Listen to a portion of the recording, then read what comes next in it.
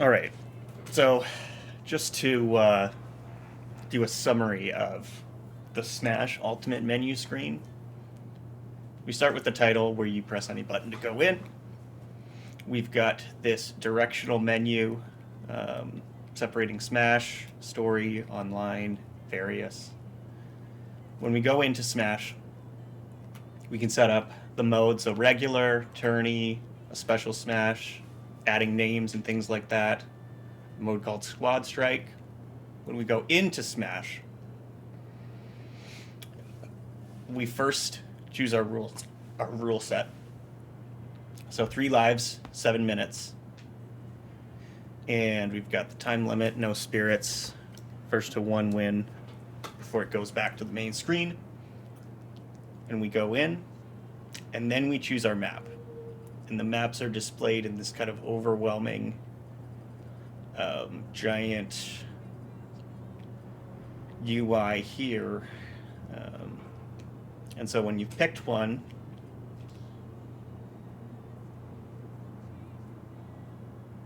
you'll go into this, where you choose your character.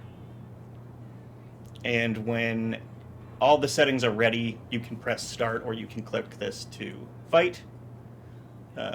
By default, it's a solo battle, and you can easily go back a menu or change the rule sets.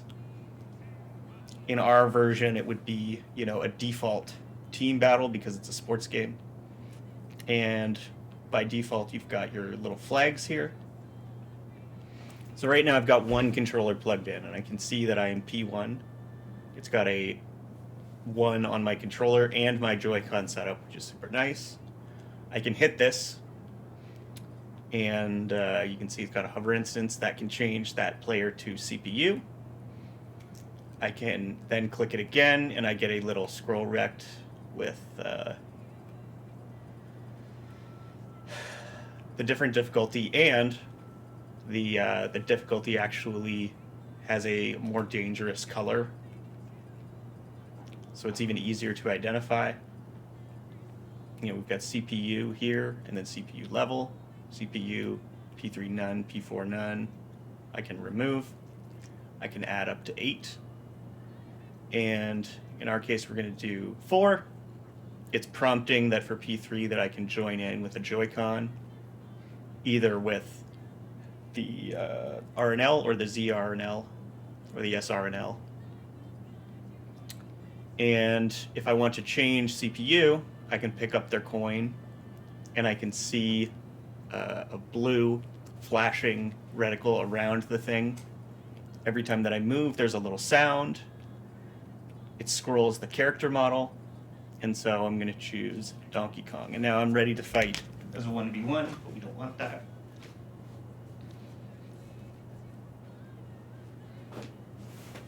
Now, I've now turned on my third controller, and I'm going to press in. It's P2. And so I am now P2. I have a cursor with P2 on it that is also a blue glove. And if I can't click on specific things, the hand is open. I can click that to disconnect it, but I can't change things about that because I'm not player 1. Let's also bring this player back to P1 and set him back as Mario in this case, and see we've got a nice little visual and an audio feedback of that. It shows that I am using that Joy-Con. I can turn myself to CPU if I'd like. Amiibo, I can disconnect. And I'm going to grab my character, move him over to Donkey Kong.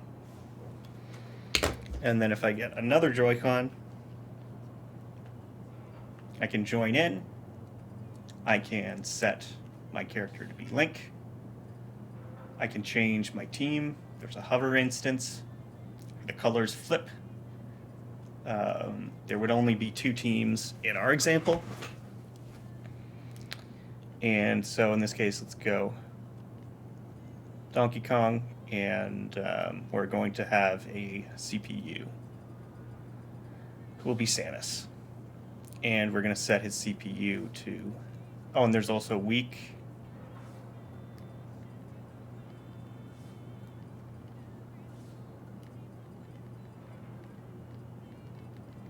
That's interesting. So that just says weak. I can also randomize. And in this case, these guys do not have set names, but if I were to click, well, actually I can't do it for another character, but I can set my own name, where if I'm no name, I am player 1, and if I am Dave, I am Dave, and you'll see this when we go into the fight. So when I go in, there's a brief screen that shows the team matchup, and then we load into the fight. And we've got, for people that are unnamed, we have their P2. The computer has CPU. The team colors are shown on the icon. And they go away sometimes, which is interesting. If I stop moving, I guess. And so yeah, little black box with my name. We've got the players at the bottom. They've got 3 lives. When they leave the screen, you can actually see their position on the outside, which is a nice helper.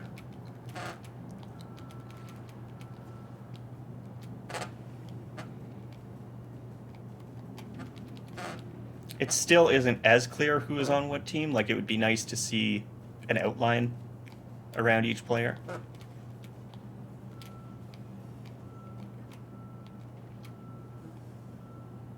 And even my flash effects have my red color.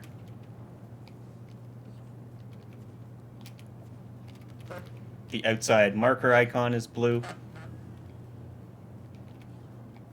We've got the timer in the top right.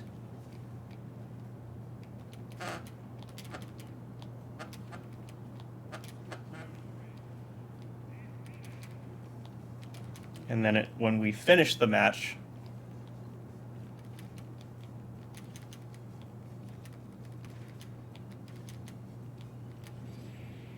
there's a game that flashes. And then we have a victory screen of the 2 winning players. Red team, first place.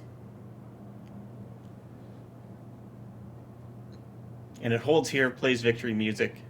When one of us presses A, it opens up this menu where we've earned money for playing the match. I can see P1, P2, P3, CPU, the name, the player, a little flame. We got first place, they got second place. And some shiny effects on the winning team. Now, if we press it again, we get this screen where we were not eliminated. It shows the time that we were out at. I can save the replay.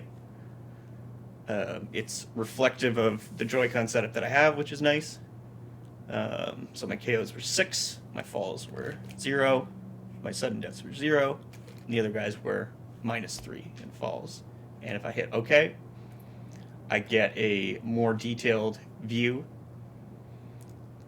with a bunch of information. My sort of advanced stats. The CPU just auto-scrolls, and I can move up and down with the controller. It starts like this, which is actually really nice. The KOs of each person with a little head. Falls, self-destructs, damage given, damage taken, damage recovered, peak damage, launch distance, ground time, air time, swim time, hit percentage, ground attacks, air attacks, smash, grabs, throws, edge grabs, projectiles, items grabbed, max launch speed, max launcher speed, longest drought, transformation time, final smashes, team attack. So I can go, okay, and I'm ready for the next battle. And then I can go, okay, on player 2, and I can go, okay, on player 3. And now, because the rule set was to do 1 before we go back to the screen, we're now back to the home screen. And a good thing to note about the way that the hand works, in this case I'm carrying the coin.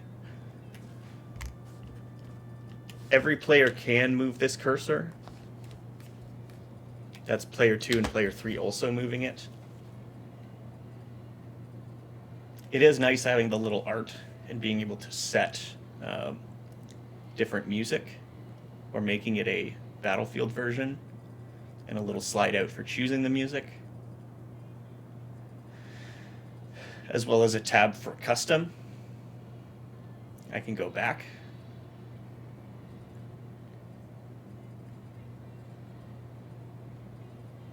And the highlighted image gets a tick sound for over. It becomes the active thing in the little preview pane. There's the flashing red reticle, and it's also become bigger, so it draws my attention to it a little bit more. And so I can pick that.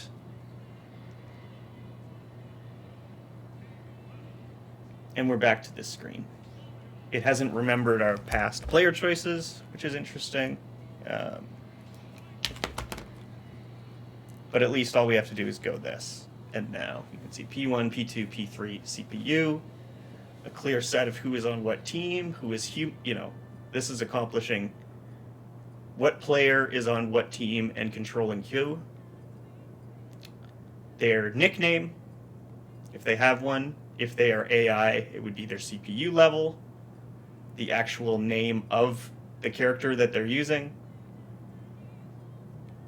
the art of that character that's also previewed in here. The background is also the color of the team, as well as that UI. And you do see what game they are from in the background. And I've actually got 6 KO medals. It will keep track of that. And red. So, what team you are on. Red, blue. And then I can hover over these, and they get lighter as I hover over them. And I can go random. And I can pick up my coin. Put it down. I can press B to also, or back or down or whatever it is, to choose. As I am moving through them. Yeah, I think we covered that actually. And then another thing is that if I click this, I can actually choose a color variant. So I can choose something that may be a little bit more red. That's probably the most red. In Link's case, he's already wearing blue. And then for Samus, I could give him a blue color so that it's a little bit more noticeable. And then I can go into the fight. See the team setup.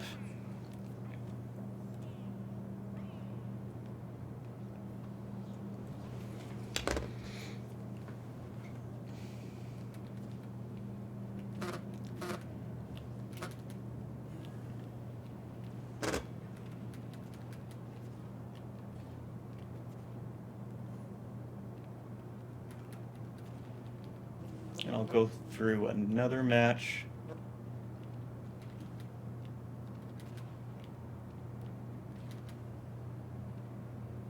There is like a slight red glow and a slight blue glow. It's not very noticeable. But it does tint those players a little bit that way on the outside.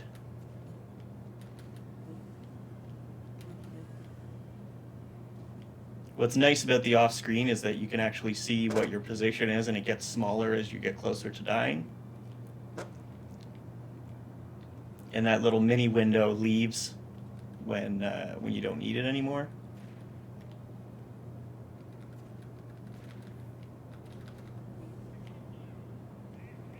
When they're eliminated, you're hearing, that they're defeated.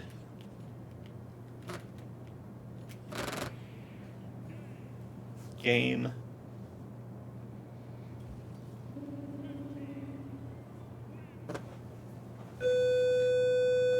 And yeah, that's kind of a breakdown of how that Smash menu setup works.